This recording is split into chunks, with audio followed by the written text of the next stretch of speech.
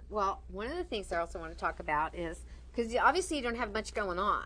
You're not doing anything policy, business, partnerships, everything else.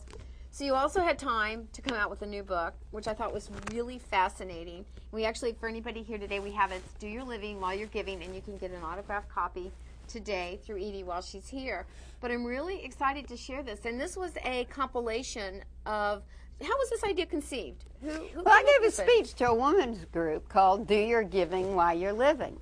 And then my friend Robin Spiceman and I were speaking at a women's conference, and I said,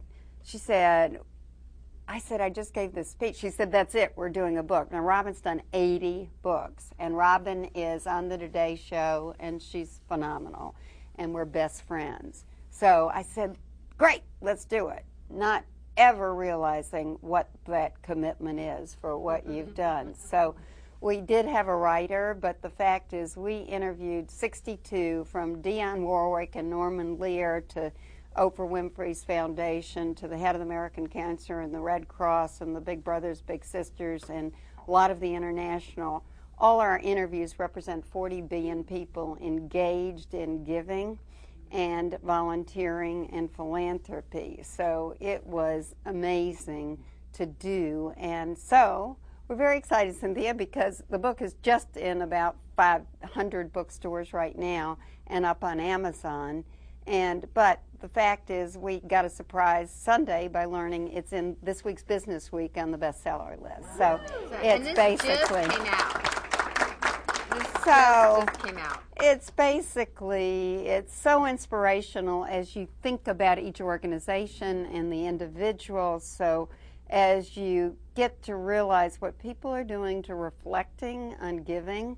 So you don't have to be a Bill Gates or a Warren Buffett to think about giving before you die. You can give in so many ways. So, you know, Monday here is National Service Day.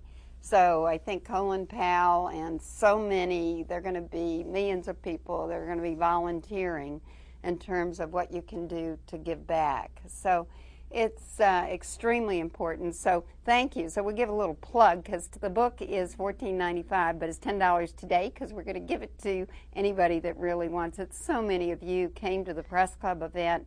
We did a really fun event up at the NASDAQ stock market. They gave us to ring the bell for giving. So we took 35 organizations to New York, and every one of them got their charity blasted across Times Square with pictures. That is phenomenal. I think that this is just really good. And I think if anybody has built their life on the premise of success built on giving, I think you are the individual to do that. You've built a successful life simply by giving back. And I think that that's one of the things that's our philosophy at Success in the City. We give and we give some more, and I think that that's such an important philosophy. That's how women change the world. And there's business to be made and done in giving. So I think it's so phenomenal. Well, I know now that you all But I have to tell you a funny story, though, okay? This is really funny because I tell it, which nearly caused a divorce, but it really is. You know, we used to, before 9/11, do these women's conference where we'd bring women from 100 countries from around the world. So we'd have 1,000 women in Washington. And so we started them at different embassies around the world. And so we had about 8 different embassies, and my team came in and said, Edie, we have 140 women that have no embassy. And I just said, put them at my house, right? So I went home and I said, sweetie, there are going to be a few people coming over on Sunday afternoon. And so I then recruited 7 of my girlfriends to come and make sure they would chaperone because I couldn't even be at home.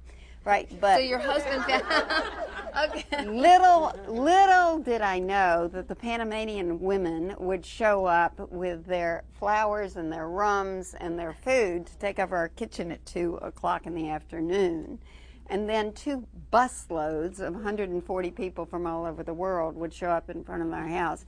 My husband left home and I think that it was phenomenal, but when I finally got there, the Russians were dancing with the Chinese and Japanese. I learned that telling the truth was extremely important. So a few people. So the next time you ever say you're going to come see me and you're bringing a few people, I will quantify that. How many is a few? In Edie's world, it's different. That's a riot. But all was forgiven? All was forgiven. But you do learn that this basically, that my exaggeration or my honesty about what it is just extremely important. So the same thing about time, right? I mean, I've learned is you respect somebody's time, because once I had to go give a speech down in Virginia, and it was to the Aluminum Association, and they said to me, do you want an honorarium or do you want to bring your husband for 3 days? I said, I'll bring my husband for 3 days. So I said this would be great.